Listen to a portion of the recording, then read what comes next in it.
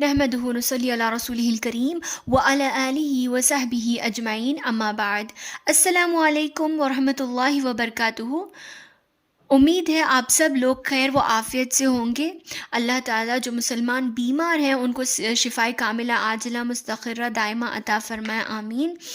اللہ تعالیٰ دنیا جہاں کے تمام مسلمانوں کو امن و امان دیں، سکون دیں، صحت و عافیت دیں، آمین۔ آپ سب لوگوں سے گزارش کرنا چاہوں گی کہ آپ سب لوگ پلیز میرے چینل کو سبسکرائب کریں اور جتنا ہو سکے شیئر کریں، کیونکہ دیکھیے اللہ کے رسول صلی اللہ علیہ وسلم نے فرمایا بلغ عنی ولو آیا، اگر آپ نے ایک آیت بھی سیکھی ہے تو آپ کی ذمہ داری ہے کہ وہ آپ دوسروں تک پہنچائیں، آپ کا فرض بنتا ہے۔ تو یہاں ویڈیوز میں آپ کو بہت ساری آیتیں سکھاتی ہوں، آپ کا فرض بنتا ہے کہ وہ آپ دوسروں تک شیئر کریں تاکہ ہم دعوت و تبلیغ کا کام انجام دے سکیں۔ اگر آپ میرے چینل کو سبسکرائب کرتے ہیں اور ثواب کی نیت سے شیئر کرتے ہیں تو اللہ تعالیٰ آپ کو دعوت و تبلیغ کا اجر و ثواب ضرور دے گا انشاءاللہ، کیونکہ اللہ کے رسول صلی اللہ علیہ وسلم نے فرمایا خیرکم من تعلم القرآن وعلمہ، تم میں سے سب سے بہترین وہ ہیں جو قرآن سیکھتے ہیں دوسروں کو سکھاتے ہیں۔ تو آپ کا ویڈیو کو شیئر کرنا بھی دوسروں کو سکھانے کے برابر ہوگا انشاءاللہ۔ تو امید کرتی ہوں کہ آپ سب لوگ ضرور زیادہ سے زیادہ شیئر کریں گے۔ چلیے شروع کرتے ہیں۔ گزشتہ کلاس میں ہم لوگوں نے سورۃ الزلزال کا ترجمہ اور تفسیر سیکھا تھا۔ آج ہم آگے بڑھتے ہیں سورہ بینہ کی طرف۔ چلیے شروع کرتے ہیں۔ اعوذ باللہ من الشیطان الرجیم، بسم اللہ الرحمن الرحیم۔ سورۃ البینہ مدنی سورت ہے اور اس میں 8 آیتیں ہیں۔ بینہ کا معنی ہوتا ہے واضح دلیل، واضح نشانی، مطلب ایک پروف جس میں کوئی ڈاؤٹ نہ ہو، اسے دیکھ کر ڈاؤٹس کلیئر ہو جائیں، اسے کہتے ہیں بینہ، ٹھیک ہے، واضح دلیل، واضح نشانی۔ اس سورہ کو سورہ لم یکن بھی کہا جاتا ہے۔ اس کے بارے میں ایک حدیث آتی ہے، بخاری، صحیح بخاری میں موجود ہے، کتاب التفسیر میں۔ اللہ کے رسول صلی اللہ علیہ وسلم نے حضرت ابی بن کعب رضی اللہ عنہ سے فرمایا کہ اللہ تعالیٰ نے مجھے حکم دیا ہے کہ میں سورہ لم یکن الذین کفروا تمہیں پڑھ کر سناؤں۔ حضرت ابی بن کعب تعجب ہو گئے کہ اللہ تعالیٰ نے آپ کے سامنے میرا نام لیا؟ تو اللہ کے رسول صلی اللہ علیہ وسلم نے فرمایا ہاں، اللہ تعالیٰ نے مجھے حکم دیا ہے کہ میں تمہارے سامنے پڑھ کر سناؤں۔ خوشی کے مارے ان کی آنکھوں سے آنسو جاری ہو گئے۔ تو بہرحال یہ ایک حدیث تھی اس سورہ کے متعلق۔ چلیے شروع کرتے ہیں، اور بسم اللہ الرحمن الرحیم۔ لم یکن الذین کفروا من اہل الکتاب والمشرکین منفکین۔ لم یکن الذین کفروا، دیکھیے اس کا ترجمہ بعد میں کرتے ہیں، پہلے یہاں سے کرتے ہیں۔ الذین کفروا، وہ لوگ جو کفر کرتے ہیں، من اہل الکتاب، اہل کتاب میں سے۔ کفر کا معنی کیا ہوتا ہے؟ نافرمانی کرنا، انکار کرنا۔ وہ لوگ جو انکار کرتے ہیں اہل کتاب میں سے اور مشرکین میں سے۔ سب سے پہلی بات، اہل کتاب کسے کہا جاتا ہے؟ اہل کتاب کا معنی ہوتا ہے کتاب والے، اہل کا مطلب والے، ٹھیک ہے، اہل کتاب کا مطلب ہوتا ہے کتاب والے۔ اس سے مراد یہود اور نصارہ۔ اب کسی کو ڈاؤٹ ہوگا کہ یہود و نصارہ کون ہے تو وہ بھی کلیئر کر دیتی ہوں۔ یہود کہا جاتا ہے موسیٰ علیہ السلام کی قوم کے لوگوں کو، اور نصارہ کہا جاتا ہے عیسیٰ علیہ السلام کے قوم کو، ٹھیک ہے۔ تو یہود اور نصارہ ان دونوں کو کتابیں دی تھی اللہ تعالیٰ نے آسمان سے، جیسے ہمیں اللہ تعالیٰ نے قرآن دیا، اسی طریقے سے ان کو بھی اللہ تعالیٰ نے کتاب دی تھی، تورات اور انجیل۔ تو اسی طریقے سے اسی لیے ان کو اہل کتاب کہا جاتا ہے، یعنی کتاب والے۔ یہود اور نصارہ کتاب والے تھے۔ اس کا مطلب یہ ہے کہ ان کے پاس آسمانی کتابیں آئی تھیں، اور ان کتابوں میں ذکر بھی تھا کہ آنے والے زمانے میں ایک آخری نبی آئیں گے، پیغمبر آئیں گے جن کا نام محمد صلی اللہ علیہ وسلم ہوگا، تمہیں ان کو فالو کرنا ہے، ان کے حساب سے چلنا ہے۔ یہ سب باتیں ان کی کتاب میں تھیں، لیکن انہوں نے نافرمانی کی، اسی لیے وہ اللہ کی ناراضگی کا شکار ہوئے۔ اور اس کا رزلٹ، اس کا پروف آج آپ دیکھ سکتے ہیں کہ کس طریقے سے یہود ٹریٹ کرتے ہیں مسلمانوں کی، حالانکہ وہ حق جانتے ہیں، ان کی کتابوں میں حق موجود ہے۔ اسی لیے یہ لوگ سب سے بدترین قوم ہے، یہود۔ تو بہرحال دیکھیے، اہل کتاب یعنی کتاب والے یہود اور نصارہ، اس سے مراد ہے والمشرکین، اور مشرک لوگ یعنی وہ لوگ جو اللہ تعالیٰ کے ساتھ شرک کرتے ہیں، یعنی اللہ تعالیٰ کو پارٹنر سمجھتے ہیں، دوسروں کو اللہ تعالیٰ کے ساتھ شریک کرتے ہیں. جیسے کہ مکہ میں جیسے عرب میں تھا، عرب و عجم دونوں میں بھی جہاں بتوں کی پوجا کی جاتی ہے، آگ کی پوجا کی جاتی ہے، سورج وغیرہ ہر چیز کی، اللہ کے سوا جس کسی کی بھی پوجا کی جائے وہ لوگ مشرک ہیں، شرک کرنے والے ہیں. تو اہل کتاب اور مشرک باز آنے والے نہیں ہیں، نہیں، باز آنے والے نہیں ہوں گے یا نہیں ہیں. تو اہل کتاب اور مشرک باز آنے والے نہیں ہیں، حتی تأتیہم البینہ، یہاں تک کہ ان کے پاس واضح نشانی نہ آ جائے.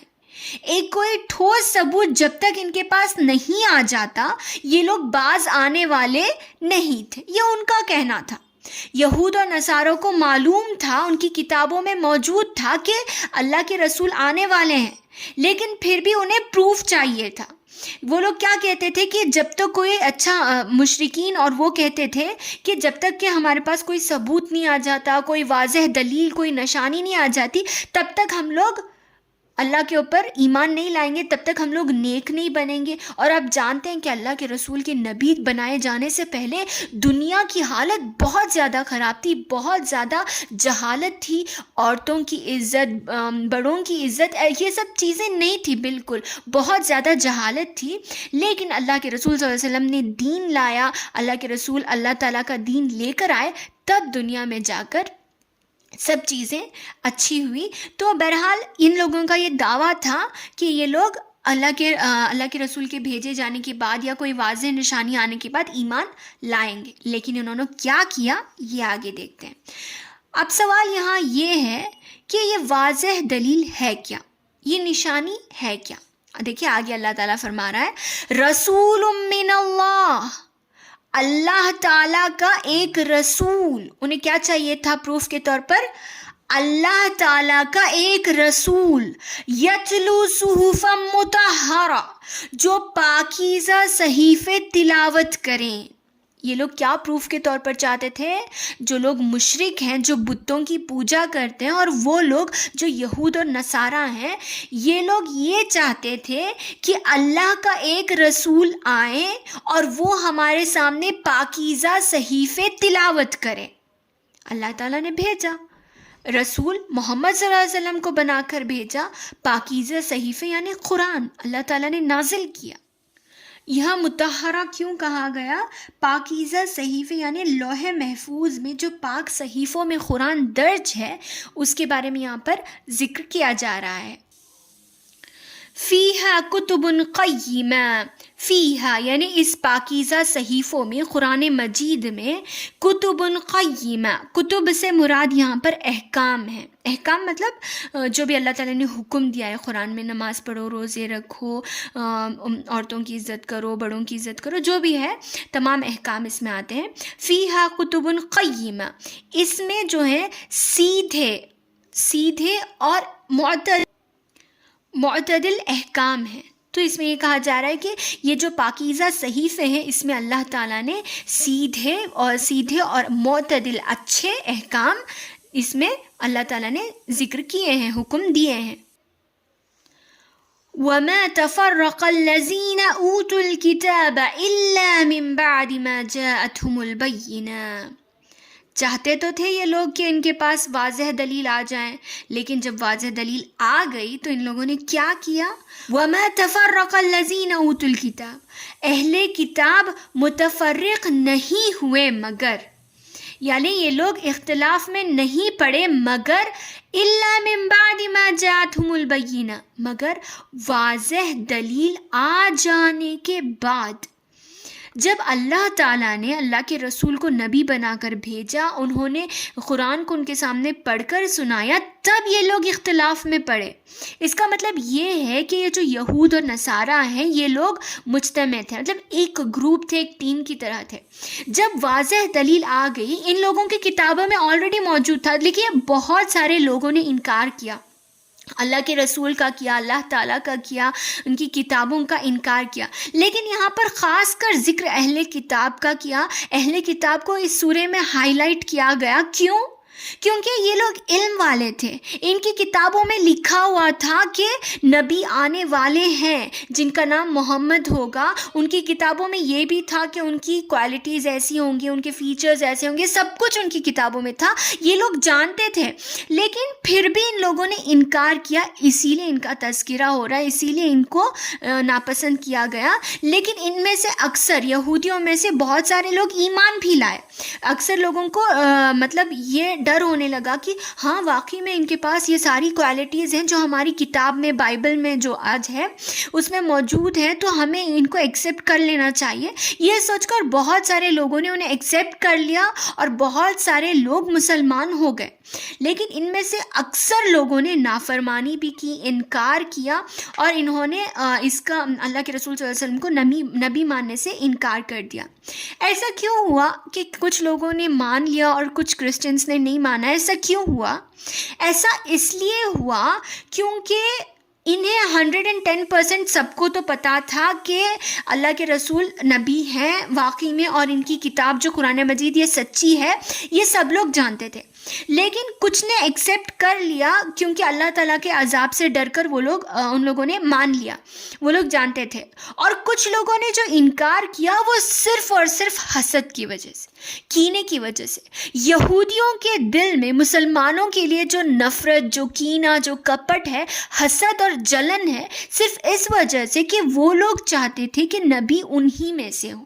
اور ایک بہت اس کے پیچھے ایک بہت بڑی ہسٹری ہے کہ اللہ کے رسول صلی اللہ علیہ وسلم کے جو فیملی ٹری ہے جسے شجرہ کہا جاتا ہے, تو اس اسحاق اور اسماعیل علیہ السلام کی نسل میں ہونے کی وجہ سے اور ان لوگوں کے نہ ہونے کی وجہ سے یہ تمام لڑائیاں شروع ہوئی. اور اسی وجہ سے تبھی سے یہودیوں نے مسلمانوں سے نفرت کرنی شروع کر دی, اور اللہ کے رسول صلی اللہ علیہ وسلم سے سخت نفرت کرتے تھے, کیونکہ وہ چاہتے تھے کہ ان کی نسل میں سے, ان کے ٹری میں سے, فیملی ٹری میں سے اللہ کے رسول آئیں. لیکن ایسا نہیں ہوا, اسی لیے وہ لوگ نفرت کرتے ہیں مسلمانوں سے بھی اور اللہ کے رسول سے بھی. وَمَا أُمِرُوا إِلَّا لِيَعْبُدُوا اللَّهَ مُخْلِصِينَ لَهُ الدِّينَ. کیا کہہ دیا گیا تھا انہیں؟ وَمَا أُمِرُوا, انہیں حکم نہیں دیا گیا تھا مگر لِيَعْبُدُوا اللَّهَ, کہ صرف اللہ کی عبادت کریں, مخلصین لہ الدین, اس کے لیے دین کو خالص کر کے, حنفاء, ایک سو ہو کر.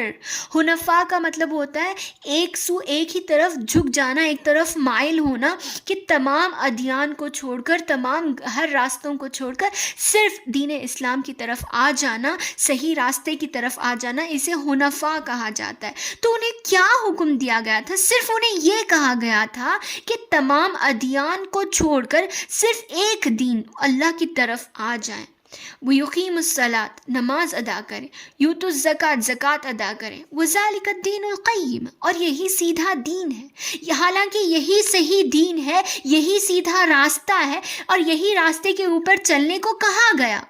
جو سیدھا راستہ ہے اس سیدھے راستے پر چلنے کا حکم دیا گیا. تو اس میں کیا غلط ہے, اس میں کیا برائی ہے؟ کیوں یہ لوگ نفرت کرتے ہیں مسلمانوں سے, کیوں نفرت کرتے ہیں اللہ کے رسول سے؟ حالانکہ انہیں صرف اتنا ہی حکم دیا گیا تھا تاکہ انہی کی دنیا اور آخرت سنور جائے, تاکہ وہی لوگ کامیاب ہوں. تو انہی کی کامیابی کی طرف جب انہیں دعوت دی گئی تو یہ لوگ تو ناراض ہو گئے, یہ لوگ نفرت کرنے لگے. ایسا کیوں ہوا؟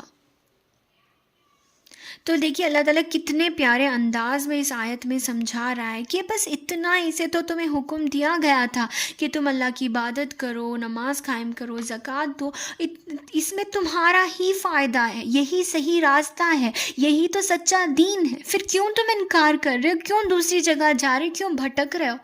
تو اللہ تعالیٰ نے اگر پھر بھی تم نے اتنا پیار سے سمجھانے کے بعد بھی نافرمانی کی تو اللہ تعالیٰ انجام بھی بتا رہا ہے. ان الذین کفروا, بے شک جو لوگ کفر کرتے ہیں, من اہل الکتاب, چاہے وہ اہل کتاب میں سے ہوں, والمشرکین, اور مشرکین ہو, فی نار جہنم خالدین فیہا, وہ جہنم کی آگ میں جائیں گے, ہمیشہ ہمیشہ اس میں رہیں گے. دیکھیے ہماری لائف کا ایک اینڈ ہے اور وہ ہے موت. موت ہر کسی کو آنا ہے, کوئی بھی انسان زندہ نہیں بچے گا، کوئی بھی مخلوق کچھ بھی زندہ نہیں رہے گی، سب کچھ فنا ہو جائے گی. لیکن اس کے بعد کی جو زندگی ہے، جب اللہ تعالیٰ ہمارے رزلٹس ہمیں دے گا، ہم نے دنیا میں اگر نیکی کی ہوگی تو جنت اور برائی کی ہوگی تو جہنم، اس کے بعد کی جو لائف ہے وہ ہمیشہ ہمیشہ کی ہے. اور اگر اس دنیا میں ہم نے برا کیا، اللہ کی نافرمانی کی، انکار کیا ہے اللہ تعالیٰ کا، اس کی کتابوں کا، اس کے رسولوں کا، ان کا انکار کیا، تو اس کا انجام ہوگا آگ، اور اس میں ہمیشہ ہمیشہ رہیں گے. اور اس ہمیشگی کی کوئی انتہا نہیں ہے، ہمیشہ ہمیشہ اس میں رہیں گے.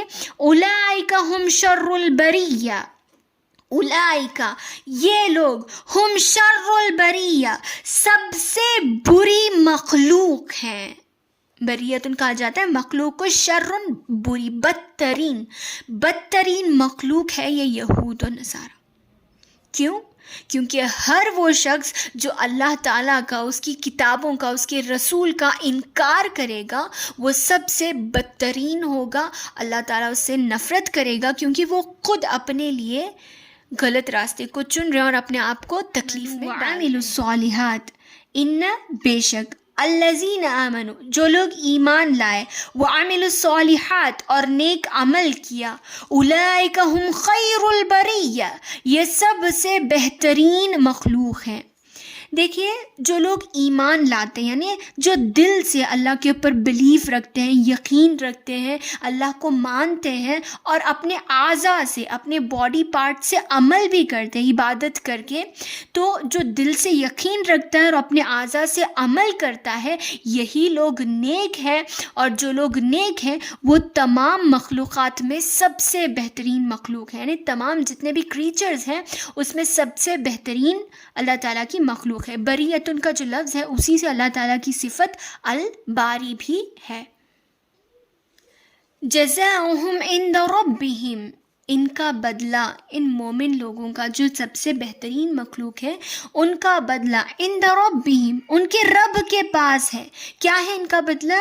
جنات عدن تجری من تحتها الانہار، جنات عدن ہمیشگی والی جنت، تجری من تحتها الانہار جس کے نیچے سے، تحتی نیچے، جس کے نیچے سے نہریں بہہ رہی ہوں گی. تجری بہنا، انہار نہریں، جس کے نیچے سے نہریں بہہ رہی ہوں گی. خالدین فیہا ابدا، خالدین ہمیشہ ہمیشہ رہیں گے اس میں، ابدا ہمیشگی. تو جو لوگ اللہ تعالیٰ کے پسندیدہ ہیں وہ ہمیشہ ہمیشہ اس بہتے رہنے والی نہروں کے پاس جو جنت ہے اس میں رہیں گے. رضی اللہ عنہم ورضوا عنہ، اللہ تعالیٰ ان سے راضی ہو گیا اور وہ اللہ تعالیٰ سے راضی ہو گئے.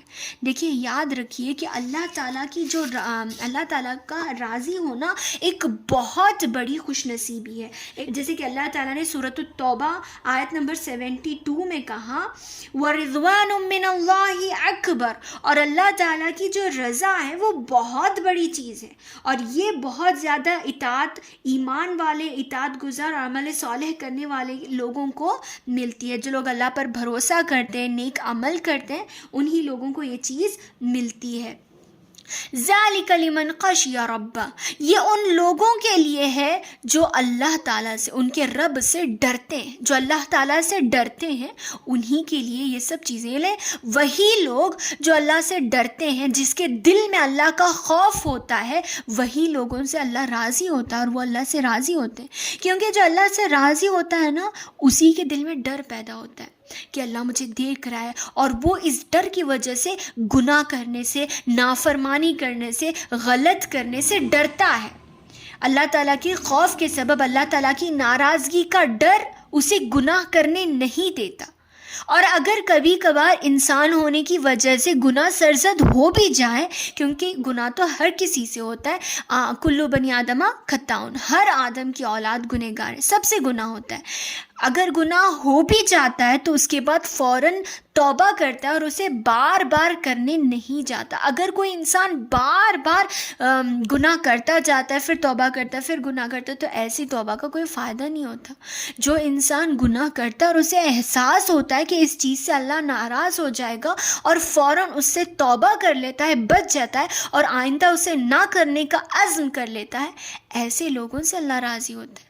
ایسے لوگوں سے اللہ راضی ہوتے ہیں اور وہ اللہ سے راضی ہوتے ہیں. اسی کو کہتے ہیں خاشعین، اللہ سے ڈرنے والے. تو جو اس سے یہ بات معلوم ہوئی کہ جو لوگ اللہ تعالیٰ سے ڈرتے ہیں وہی لوگ اللہ تعالیٰ سے راضی ہوتے ہیں اور اللہ تعالیٰ ان سے راضی ہوتا ہے. اور وہ لوگ جو اللہ سے ڈرتے ہیں وہ بار بار ایک ہی گناہ پر اصرار نہیں کرتے، یعنی بار بار اسی گناہ کو ریپیٹ نہیں کرتے، اپنے گناہ سے فوراً شرمندہ ہوتے ہیں اور اللہ تعالیٰ سے معافی چاہتے ہیں. تو اللہ تعالیٰ سے دعا کرتی ہوں کہ اللہ تعالیٰ ہم تمام کو ان نیک اور عمل صالح کرنے والوں میں سے بنائیں. اللہ تعالیٰ ہم لوگوں کو جنات عدن میں داخل کریں. اللہ تعالیٰ ہم سے راضی ہو اور ہم بھی اللہ تعالیٰ سے راضی ہوں. اللہ تعالیٰ کو راضی کرنے والے کام ہم لوگ کریں. آمین ثم آمین. جہاں کہیں دنیا جہاں میں مسلمانوں پر ظلم ہو رہے ہیں، یا اللہ یا رحمان، تو ان ظلموں کو خاتمہ فرما، مسلمانوں کو جیت نصیب کر، فتح نصیب کر، مسلمانوں کا پرچم بلند فرما. آمین ثم آمین. وآخر دعوانا الحمد للہ رب العالمین وما علینا الا البلاغ.